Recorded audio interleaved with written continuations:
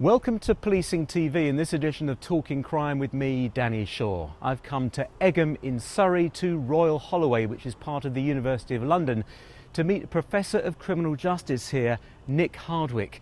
Nick was chair of the Parole Board. Before that, he was Chief Inspector of Prisons, and he set up and ran the Independent Police Complaints Commission, which started in 2004. I've been talking to Nick about his experiences of that time and also his reflections on policing at the moment. Nick Hardwick, thank you very much for joining us on Policing TV. Well, thank you for the invitation. I want to ask you first of all about your reflections on policing at the moment. It appears to be a time of huge controversy around the future of policing, the state of the service, the resignation of Dame Cressida Dick as Commissioner of the Metropolitan Police.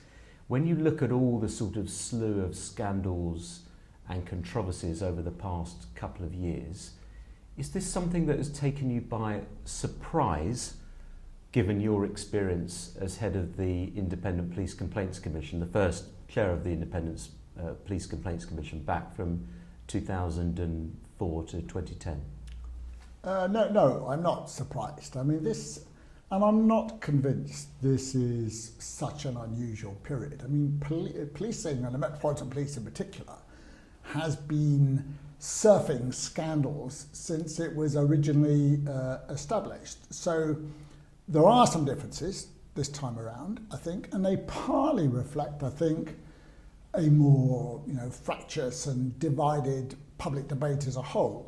It's not something that I think is, in a sense, specific to policing. And there are some issues, I think, around the conflict between, if you like, the politicians and the police, as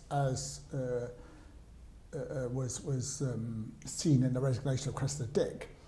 But again, I don't think that's a particular new thing. I think you could say, there's been instances like that lots of times in the past. But when you heard about some of the events that have unfolded with the murder of Sarah Everard by a serving police officer who used his police powers, his warrant card, it appears, to try and get Sarah Everard into the back of a car and so on. I mean, that we've never seen the like of that. No. I think the murder of Sarah Everard was a very unusual and particularly disturbing event. It was the fact that a police officer was using their uniform and using their policing powers or authority, if you like, and the trust that Sarah Everard appeared to have it on him as a man in uniform to commit a particularly appalling crime. I think that was very unusual. Now, I don't think that in itself tells you very much about the police as a whole. Right? I don't think that individual incident.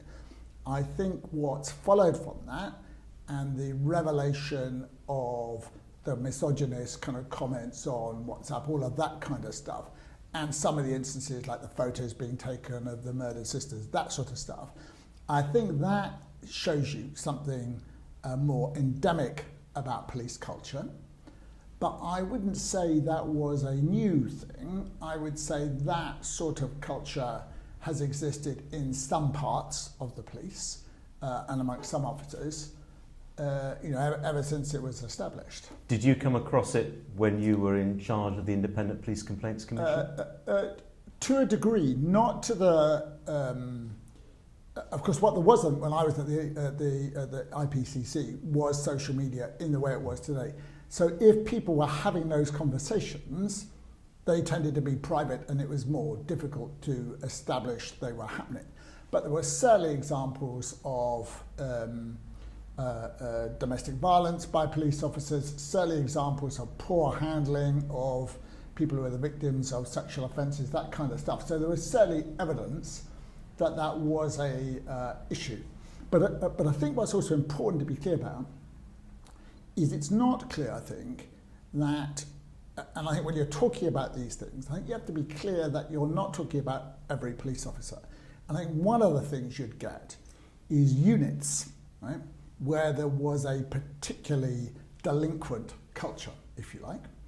often a result of some combination of strong characters leading that culture and poor management. So you could have that, and then kind of down the road you could have another unit doing pretty much exactly the same thing, but with a better culture, stronger leadership, and you wouldn't see those sorts of behaviours. So I think this idea of clusters of poor behaviour is something that needs to be understood better. And I think that's one of the reasons why I think the police themselves sometimes find it difficult to come to terms with what's happening. So they think, my unit's clean, I don't know anyone who behaves like that, and yet they're saying it's kind of pervasive, so you get quite a defensive reaction. And I think what they don't understand is there is another unit down the road where that culture is affecting pretty much everybody who's working in it. Do you think the leadership, the police leadership, and particularly the leadership of the Met, failed perhaps to appreciate that very point? Yeah. They looked around them and saw dedicated, loyal police officers doing a really good job, didn't have that sort of behaviour, and thought, well, we haven't really got a problem here. There's a great, I heard John Stevens make a speech, who was a previous commissioner of the Met, a few years ago now, and he was talking about police corruption, which I think is a term that needs more discussion. He was talking about corruption. And what he said was, and I can quote it directly, he said, we used to think that corruption was cyclical. We now know corruption is there all the time. It's our response to it that's cyclical, right? And I think that was a very wise statement. So I think there is always, the nature of policing means there is always a risk of police officers abusing their powers. And there's always a risk of the kind of, certainly the ethical dilemmas that the police face. And therefore what you need to do is be constantly vigilant about it to stop it developing, right? What actually happens, we've seen in the past, is you get a scandal, there's a reaction, you deal with that particular scandal, everyone kind of takes their foot off the pedal, if you like, and then you have another scandal, and then the process starts again. And I think we've got to recognise that it's a consistent risk for policing. That's not saying all police officers are corrupt, but all police officers work in an environment where they have greater powers than the ordinary citizen, where they're placed in ethically complex situations, and where sometimes and often what they do is invisible, both to the public and to their managers, and therefore you need scrutiny. In the same way that, if you were an accountant in a commercial firm, you'll have auditors checking your work. Doesn't mean they think all finance officers are crooks. It just means that you recognise there's a risk. Do you think something's gone wrong with the system of oversight, though, that these views, which many people thought were sort of consigned to history, are still there? I don't think necessarily it's a problem about oversight. I think it's a problem of management, and I think it's a problem of management at supervisor and middle management level of sergeants and the inspectors and superintendents. So I think the question that should have been asked of, wasn't clear, was publicly happening. If you look at some of the instances we've seen, the questions that should be asked would be of the supervisors of those units, saying, why, if you knew about this culture, why didn't you do something about it? And if you didn't know about it, why not, right? There's a great, I remember the example when Pat Murphy, who was a commissioner of the NYPD, the New York Police, back in the 70s, when there was a huge corruption scandal. And he was a real character, and he gets his commanders into a room, right? And you can imagine him doing it. He sort of points his finger at them, sort of bellowing, says, look, I'm going to hold you personally responsible for any misconduct by any officer who's in your command, right? And you can sort of see them kind of quaking in their boots as you say that. Well, a bit of that wouldn't have gone amiss. There is a bit about, I'm going to hold you responsible for the behaviour of the people under your command. I've led organisations, and I would expect to be held, and have been held accountable for the performance of people in my organisation, under my command, if you like. And I haven't seen enough evidence of that recently in some policing issues. Particularly in the Met Police. Yeah, I mean, it may be, just to be clear, sometimes I think the Met gets more scrutiny than other forces, because of what it is in London, whereas, if you're, with due respect, if you're sort of, not Hampshire police, if you're Hampshire police, you're dealing with the leader of the council. Cressida Dick is dealing with the Prime Minister and the Mayor of London. Your local paper is the Hampshire Gazette. Here it's the Standard and the BBC or whatever. So it's a harder. I would be surprised if these problems were restricted to the Met. Put it that way. Yes, I mean, well, it's funny you mentioned Hampshire. We saw actually a whole unit exactly. in Yes, Hampshire Police where a lot of that behaviour was exhibited, but it didn't have the headlines. It doesn't. So that's in fact, to go show, I've forgotten that particular instance. So it goes to make the point, I think, that the Met is in the spotlight, but then that's because its responsibilities and resources are bigger than any other force, and I don't think you can. People shouldn't be complaining about that. It's the nature of the job.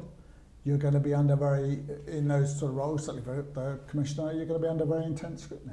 One of the criticisms that has been levelled at Cressida Dick was that she is too defensive and protecting the reputation of her force and also wanting to stand up for her officers, praising them every opportunity and so on. Did you see that sort of defensiveness, that desire to protect the reputation at all costs, to keep external criticism out when you were at the IPCC? No. I wouldn't say that was what I saw some of it, and it was a kind of mixed picture. I mean, I dealt with Cressida Dick for the Stockwell inquiry I was at the IPCC, and I wouldn't say that was her. I wouldn't have taken that as being her attitude at the time. I thought she's very open and frank with us. I mean, there is a defensiveness in the Met, as there is in most organisations. I mean, certainly, if you know about the establishment of the IPCC, it would be true to say the IPCC was not welcomed with open arms by the Metropolitan Police and its senior officers. I think that would be an understatement. An understatement.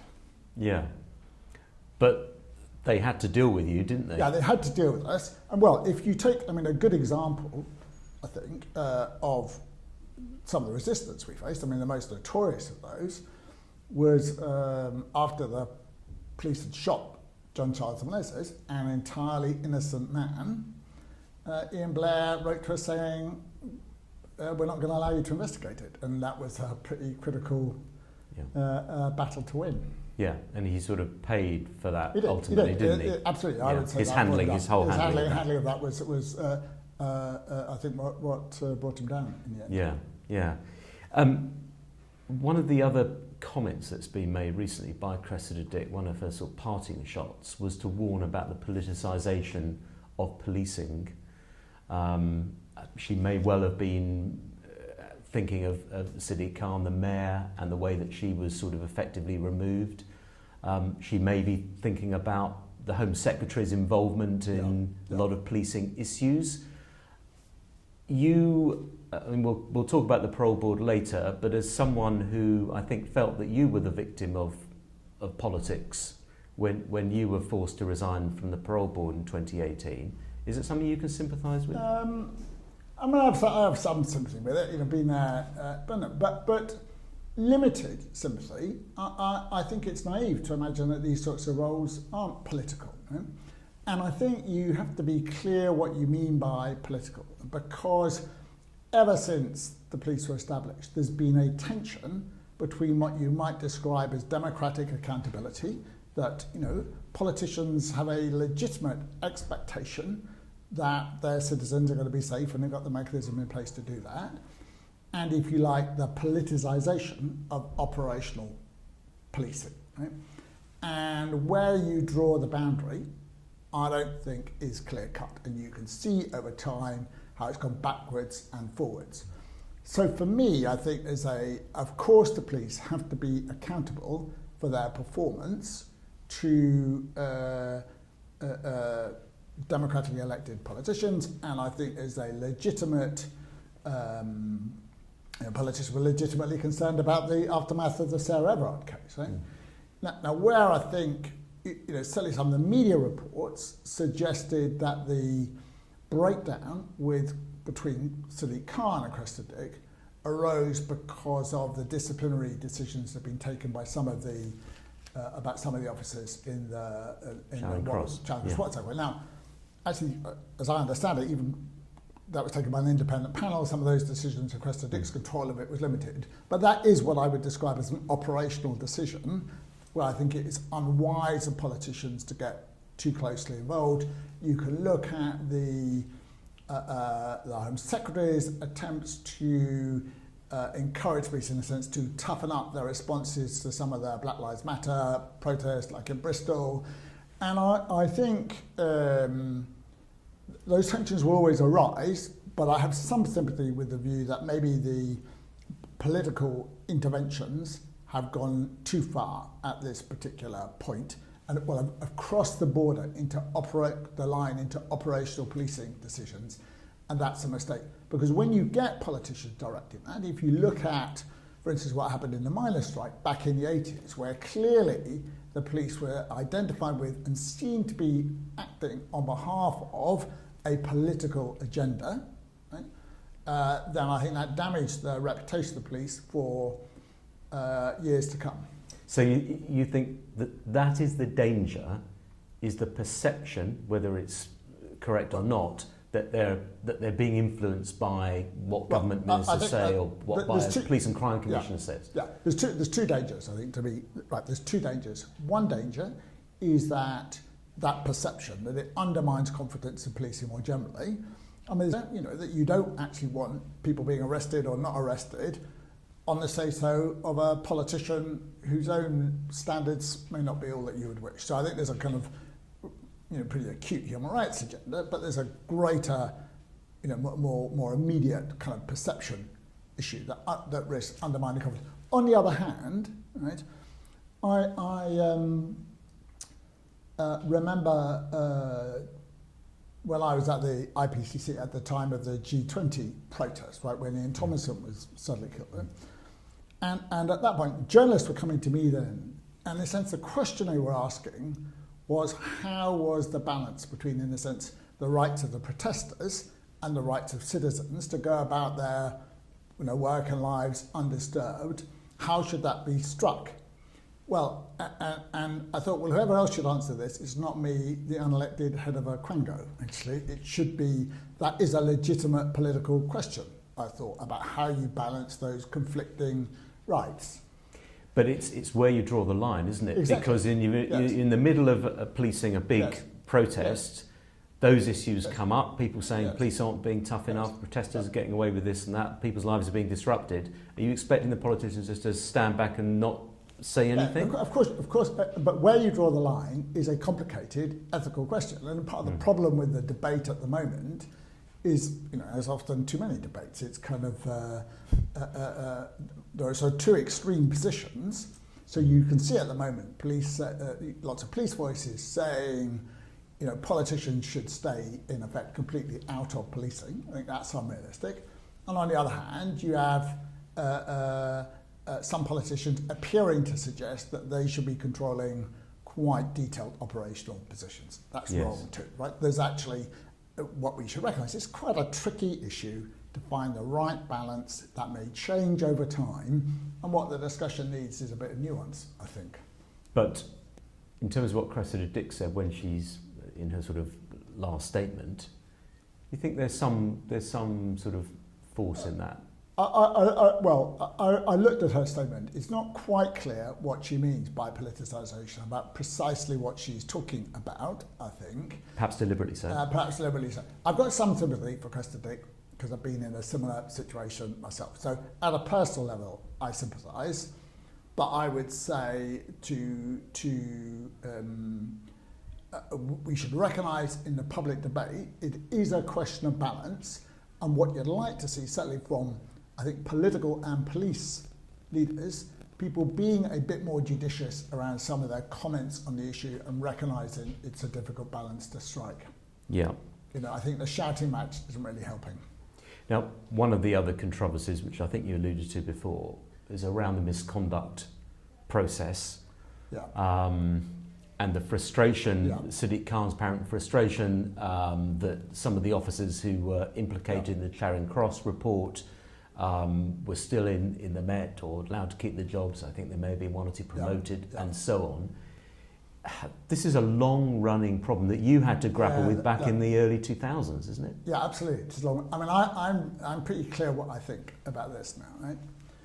I think that the part of the problem is that we don't make a distinction, a proper distinction, between police officers who are abusing their powers or neglecting their responsibilities, misconduct, if you like, and people who get up in the morning, try to do a good job, and maybe don't do it very well on that day. Maybe make a mistake, or maybe the job's just really difficult, right?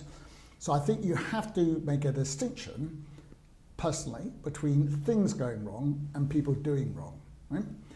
And I think it's a big problem with the way the complaint system operates, right? And I've thought this from the early days of the IPC. The problem with the complaint system is the question it asks is, has anybody committed misconduct? And if so, how should they be punished? Right? A better question would be, what's gone wrong here and how can we put it right? Right? Now, it may be that what's gone wrong is someone's committed misconduct and how do we put it right is we sack them. That might be the answer, but often it won't be the answer. So what you'll then get from complainants, often, my experience, is that they'll make a complaint. The system will decide quite properly that no individual officer has committed a disciplinary offence. So then go back to the complainant and say, your complaint isn't upheld. But actually that complainant has suffered injustice. I'll give you an example of happened to somebody I know, this woman who lived on her own in a flat. To cut a long story short, she gets woken up one night by bang on the front door. Gets out of bed in her nightie to go and see kind of what's happening, and then hears the door to her flat being bashed in, broken down. And these guys in baseball hats, come surging through the door. She starts screaming. Then they suddenly stop and say, hang on, no, we're police. She's going, no, I don't believe you. Right? Anyway, it's the police that got the wrong address, basically. Right? And then they deal with, on the day, they come down, deal with it quite well at the time. Right? But she's very upset and disturbed by it, as you would be. So she then writes to the local police saying, what's happened about this? What went wrong? I want to know what happened. And then they write back to her and say, we've investigated your complaint and we've decided there was no misconduct committed. And you think she's thinking, I wasn't making a complaint. I just wanted to know what had happened and what went wrong, right? And I think that's quite, I don't think that's that unusual a story. And I had lots of stories like that when I was at the IPCC. But the successor body under Michael Lockwood now has moved to a position where it's more about learning rather than just about discipline, hasn't it? It has to some extent. I mean, I would argue that, to what the IPCC, when we started the IPCC, there was nothing like it had ever been done before anyway, so we were kind of finding our way and we were small. But I would say one of the things I'm proudest of at the IPCC is that deaths in custody, which is one of the big motivators for the establishment of the IPCC, fell every year that I was there. Right? And I think, now of course, in the end, that's down to custody sergeants doing their job properly. It's individual police officers who make that happen. But I think partly we can claim a bit of the credit by trying to create a culture in which people learn from what had gone wrong and try to put in place systems to prevent things going wrong, rather than focusing on punishing people after it had gone wrong. Yeah. But to come back to the sort of current issue, if you like, it appears that you have a number of people implicated and in various different investigations, and they get final warnings. We have freedom of information requests when we're told that there's people who've been disciplined, people who've been convicted, who are still serving in the police. I think one of the problems with that is that discipline has been taken too much out of the hands of police leaders and professionals, right? So I think there's always been a risk with organisations like the IPCC or IOPC and now the independent disciplinary panels you have for making disciplinary decisions, is it absolves police managers and leaders of their responsibility for dealing with issues, right? It becomes too easy for an inspector to say to someone who's behaving badly, look, you know, you're all right with me, but unfortunately IPC have got involved, this is what we've got to do. They can duck their responsibility, rather than saying, this is unacceptable behaviour by someone who works for me under my command, right? So there's a risk, I think, that if you take too many of the decisions out of the hands of police leaders themselves, you blur the lines of accountability. So as you can see, as I understand from the media reports, this is what, as I understand it, what happened in Charing Cross, is that disciplinary decisions weren't taken by senior police officers, they were taken by an independent panel. And once that had happened, it's very difficult to then change it and put it right. Yeah.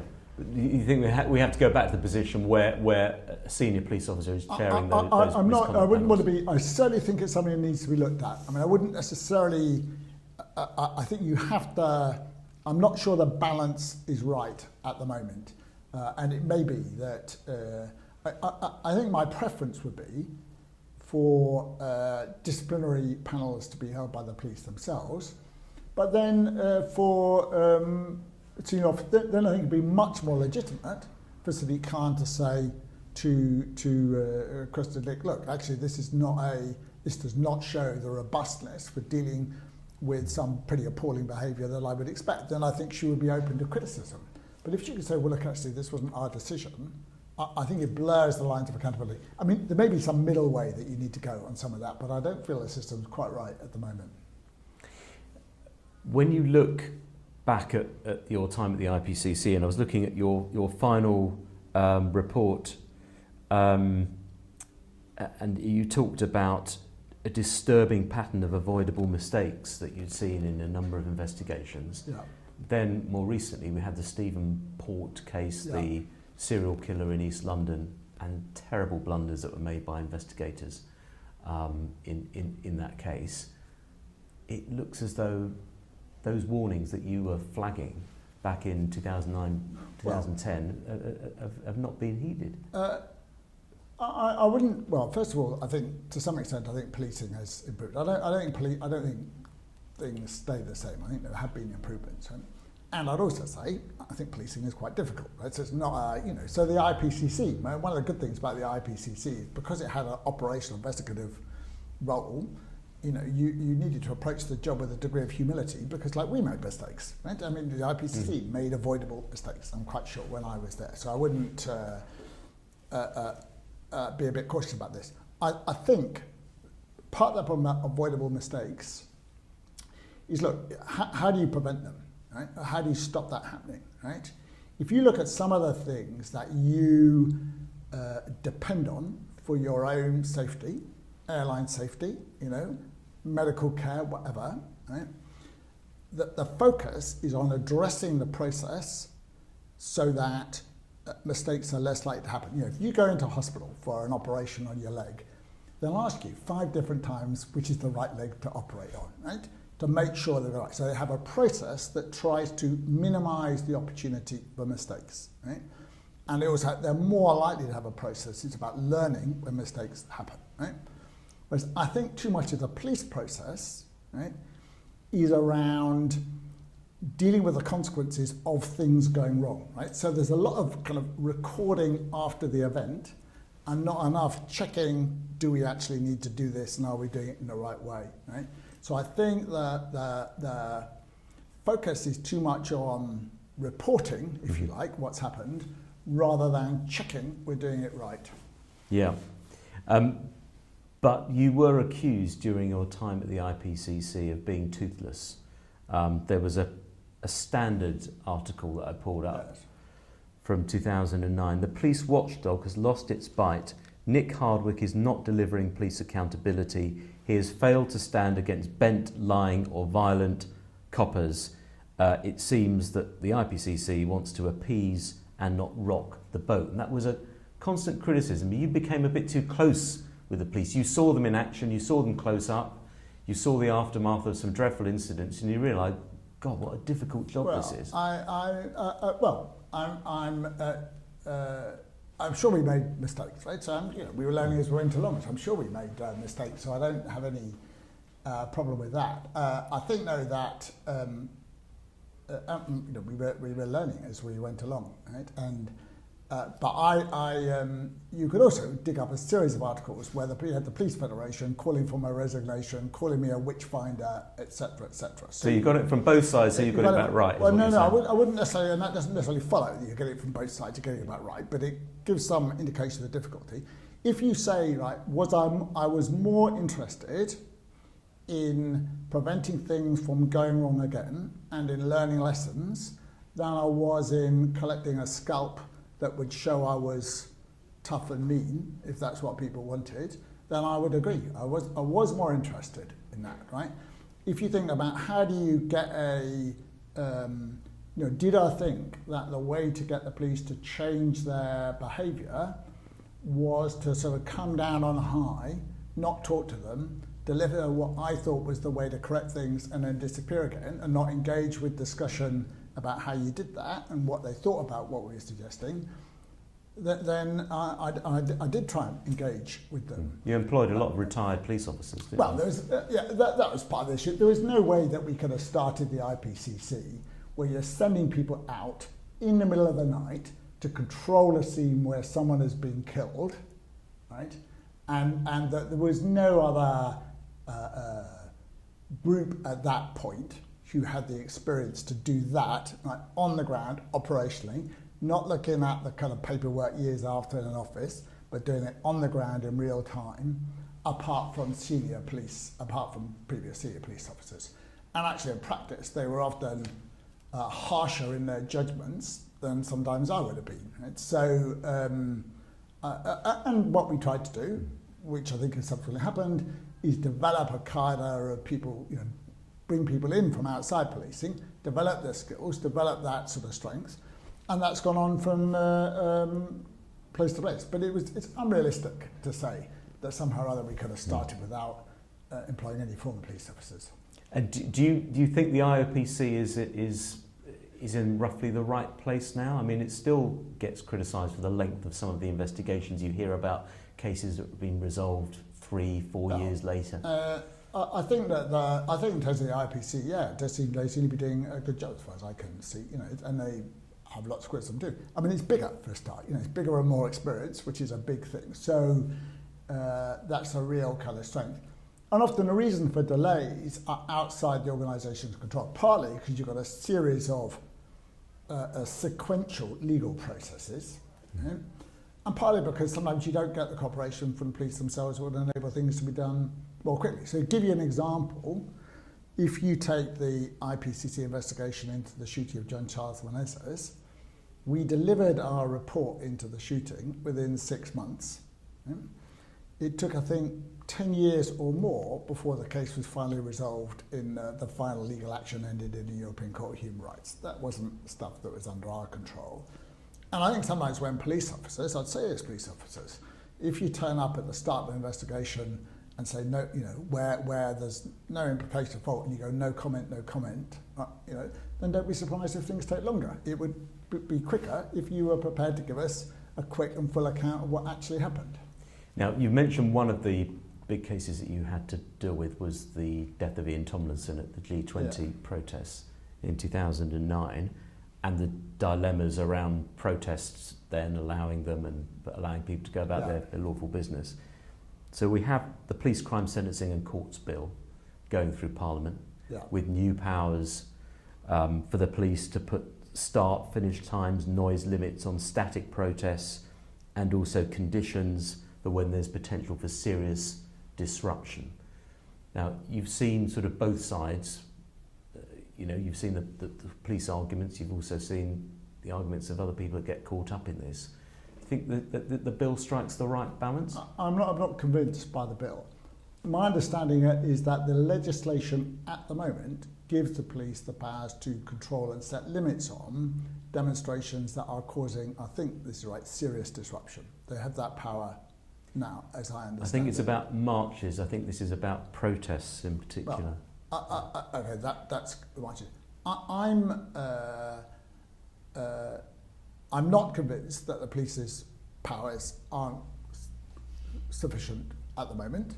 I think that you do get some occasions where you think you like the police to be able to do more. I'm sure some of it's frustrating for the police themselves.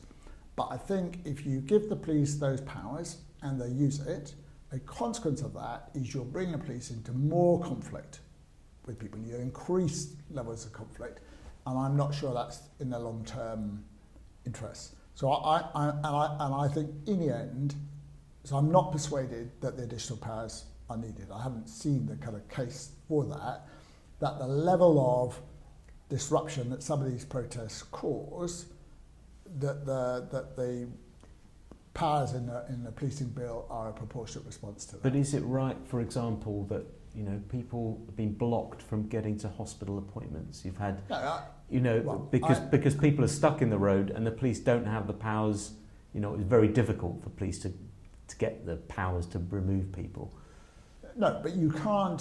So no, that's not right. And you ought to be. The police ought to be. My understanding is the police do have the powers in that situation to clear the space for someone to get to hospital if that's kind of needed. I think though that if you, there's not like a perfect solution to this, right? Of course, you could give the police more powers to deal with that particular problem. What we know is if you give the police powers, they use it, right? If you give the police a tool, a power, or a technique, they'll use it, right? And I think that the risk is that the use of those powers becomes disproportionate. You then have a greater degree of conflict between the police and the community that they're kind of serving, and I don't think that it would be worth the potential benefits. I want to ask you about just a couple of other things, because of course you headed the IPCC, then you moved to become Chief Inspector of Prisons, and then finally you were head of the Parole Board. Yeah. As a former Chief Inspector of Prisons, what do you make of the government's ambitions at the moment to build 20,000 extra prison places? It would take the capacity to almost 100,000. Well, the issue is about the prison population is going to go up to 100,000. Projected, right? I think that's quite likely, and that's a consequence of things already in the system, right?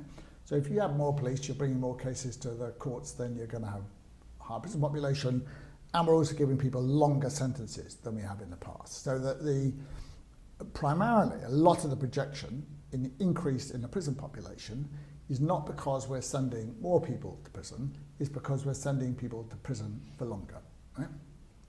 So I'm not personally convinced that sending someone to prison for 6 years instead of 5 years has any deterrent effect. I don't think someone's going to say, well, I would have done that, but I'll get an extra year, so I'm not going to do it. I just don't believe it has any deterrent effect, right? And I think that and I think that I haven't seen any logical argument about why at this time our criminal justice system needs to be more punitive than it has been in basically any time since kind of the current criminal justice system was established, right? And actually, if you look at the money that's being spent, right, I do think the prison estate needs to be modernised, so I'm not against spending, I think they should replace some of the crumbling Victorian ruins we have at the moment with new prisons. But it's not a new for old policy. Exactly, I understand that. So it's about the rise in the prison population, that's the problem. And I think you could spend that money better in other ways. But if the rise is coming because there are more police officers, 20,000 extra police officers, more arrests, more people going to court, more people going to prison, partly to do with that, if you take away the sentencing for the moment, you have to provide the capacity, don't you?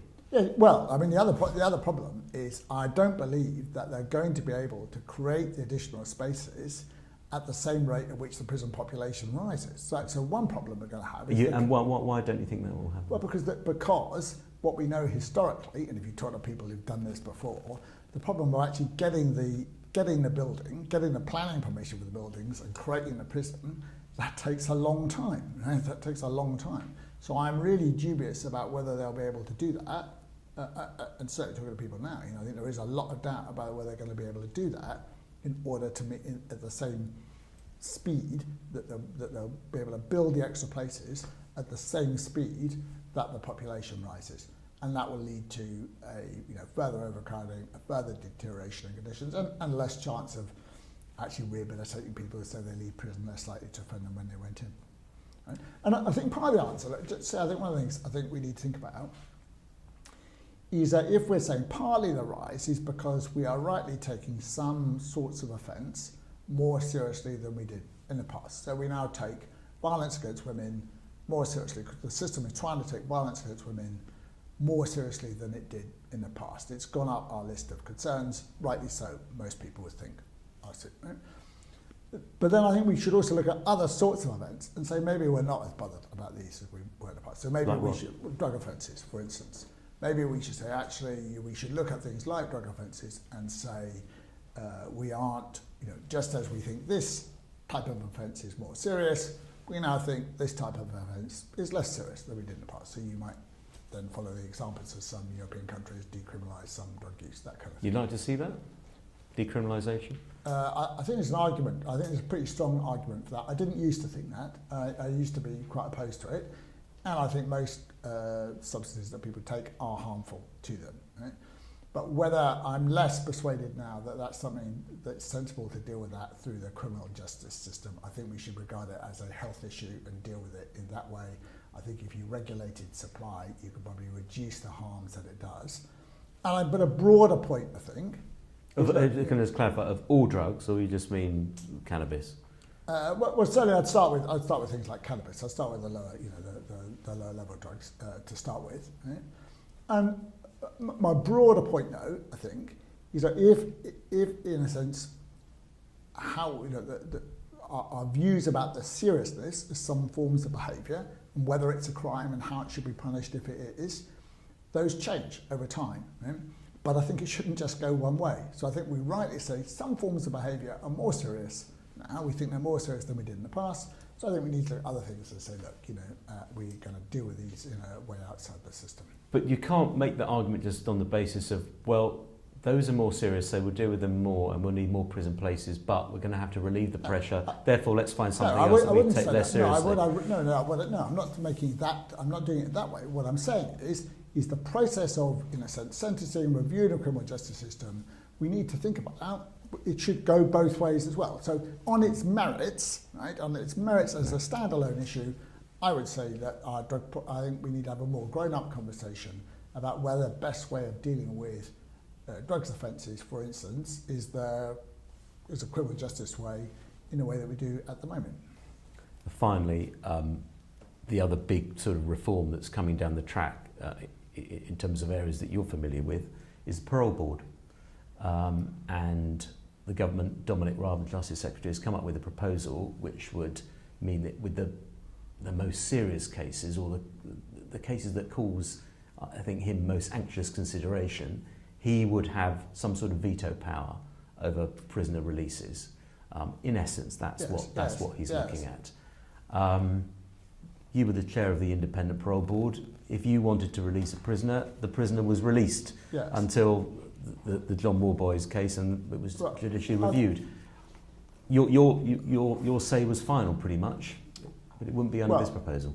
I think that there's a number of problems, I think, with what he's suggesting. I mean, one is the Parole Board is a court. When it sits as a panel, it's a court, right? So I'm certain that what he is proposing would be found to be illegal by the courts, by the higher courts.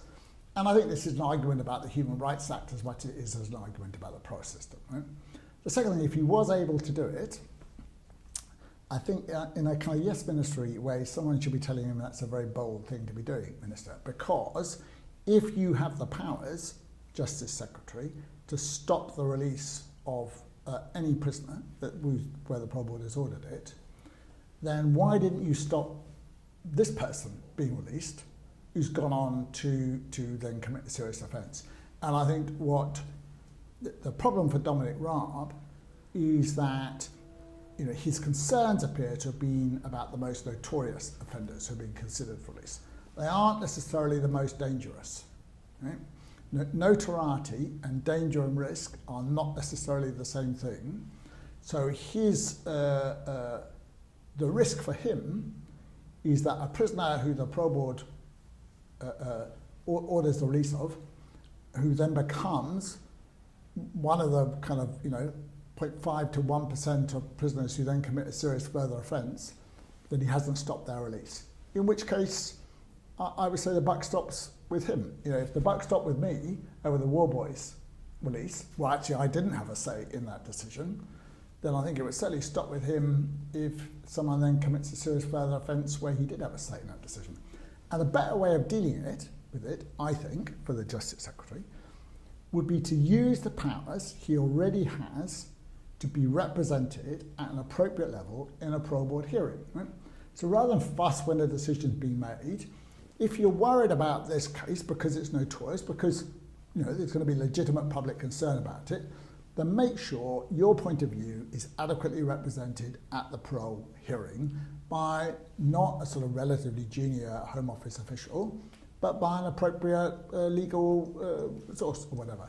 And I think that would be a better way to do it. And don't forget, there is now, as there wasn't with the case of Worboys, a review process. Yeah. So any decision will now be reviewed by a panel of Parole Board judges. I think that's an appropriate safeguard. So going back to it, I'm not convinced that this is really about the Parole Board, it's about the Human Rights Act. Your point about being represented at parole hearings by a senior official, yeah.